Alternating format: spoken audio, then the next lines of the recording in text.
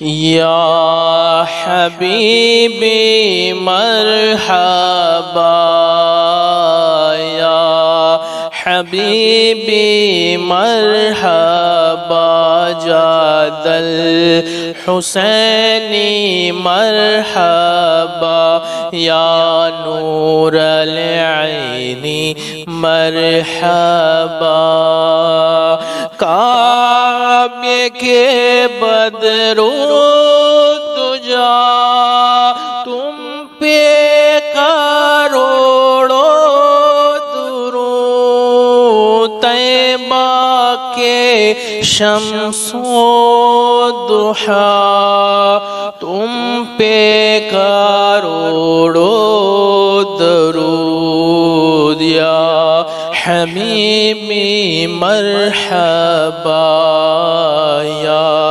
حبیبی مرحبا۔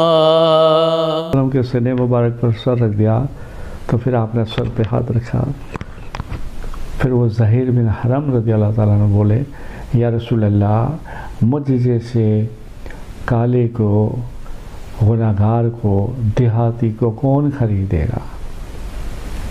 سبحان اللہ۔ جواب دیکھیے، میرے آقا کریم صلی اللہ علیہ وسلم نے فرمایا زہیر تم ایسا کیوں سوچ رہے ہو؟ تم بہت اعلیٰ اور بلند ہو، کیوں کہ تمہیں اللہ سے پیار ہے اور اللہ کے رسول سے پیار ہے، اور اللہ کے رسول کو بھی تم سے پیار ہے، اور ہر دیہاتی دوست کو ایک شہری دوست ہونا چاہیے، ہر دیہاتی دوست کو ایک شہری دوست ہونا چاہیے۔ ظہیر تم دیہاتی دوست ہو، ہم شہری دوست ہیں۔ سبحان اللہ، سبحان اللہ۔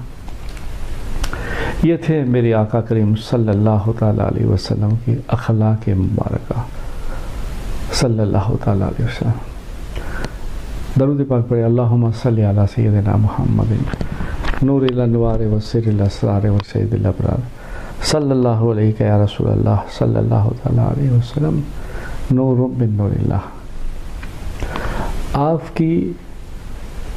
کے وصال کے بعد کچھ دن کے بعد حضرت امیر المومنین ابو بکر صدیق رضی اللہ تعالیٰ عنہ آئے اور کہنے لگے امت کی ماں عائشہ صدیقہ حاضر خدمت ہیں ہم، تو امہات المومنین یعنی عائشہ صدیقہ رضی اللہ تعالیٰ عنہ نے، یعنی آپ کی بیٹی نے، حضرت ابو بکر صدیق رضی اللہ تعالیٰ عنہ کی بیٹی نے کہا ابا جان ضرور اندر آئیے آپ کے وصال کے بعد۔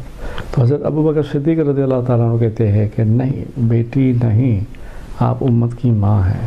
سبحان اللہ، یہ اخلاق تھے۔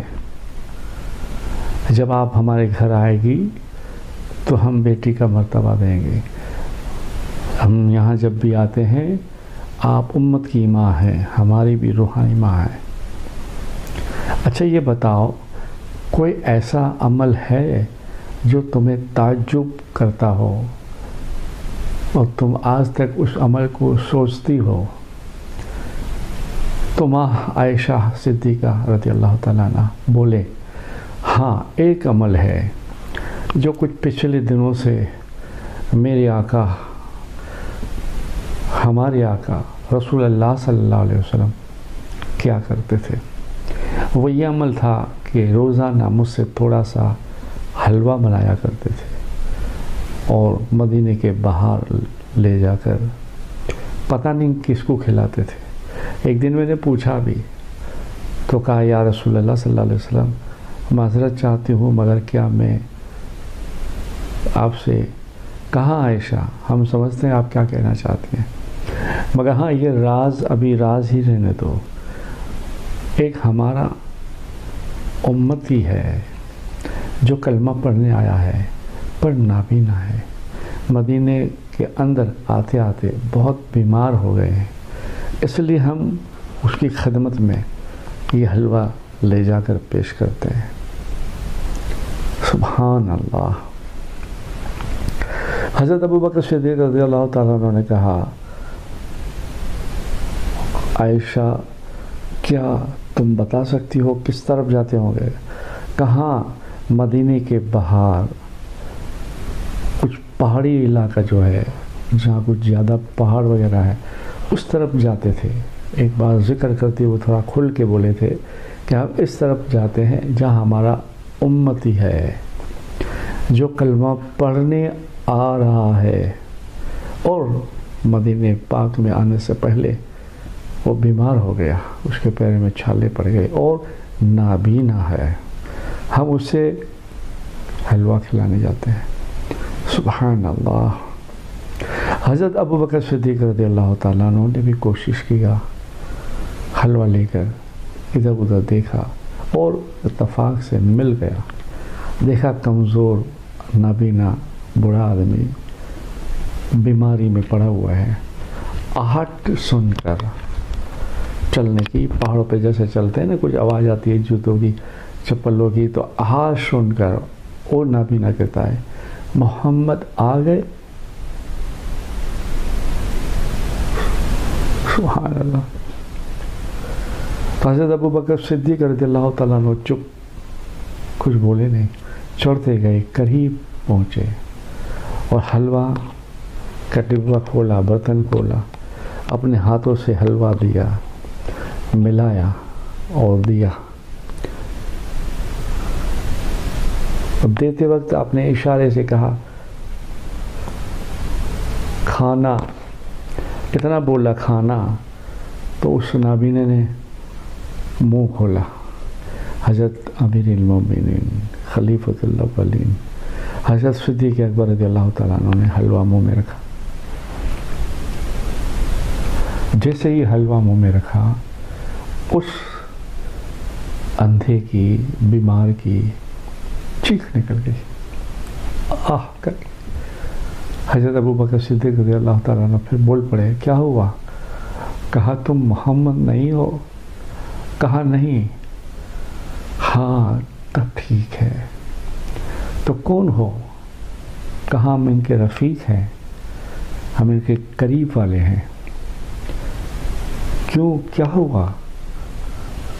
کہا ہائے ہائے، محمد جب بھی آتے مجھے اپنے منہ میں حلوہ رکھ کے اور نرم کرتے ہوئے، چباتے ہوئے میرے حلق میں دیتے، اور پھر میں اسے کھاتا، اس لیے کہ میرے حلق میں بھی چھالے ہو گئے ہیں۔ اور رو پڑے۔ حضرت ابوبکر صدیق رضی اللہ تعالیٰ عنہ بھی رو پڑے۔ کہا اے انسان، اے کلمہ پڑھنے والے، تو نے حضور سے کلمہ کیوں نہ پڑھا جب تو جانتا تھا تجھے حضور کھانا کھلانے آتے ہیں، حلوہ دینے آتے ہیں، تو تجھے کلمہ پڑھ لینا چاہیے۔ اس نابینا نے کہا کہ پیارے آقا کے پیارے اخلاق مبارک ایسے تھے، اور ان کی اور میری خواہش تھی کہ میں مسجد نبوی میں سب کے سامنے کلمہ پڑھوں۔